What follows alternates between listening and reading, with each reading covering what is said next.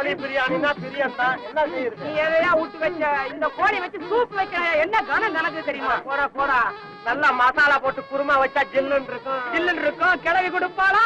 சரி, புடிச்ச கோழிய விட்டுறாத.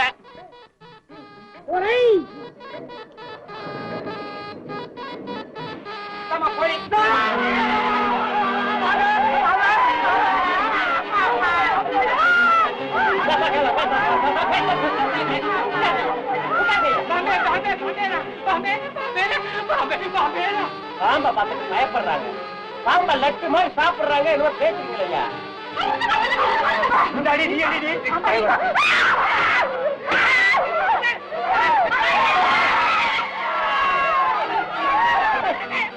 வைட்டமின் தெரியுமா உங்களுக்கு?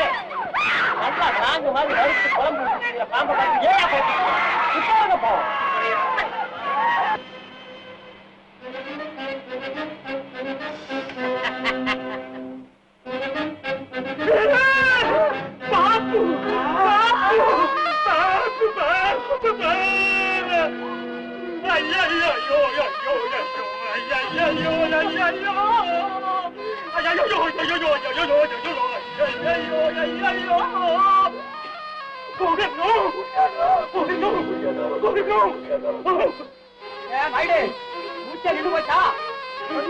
வருத்து திங்கிறான்னு திங்க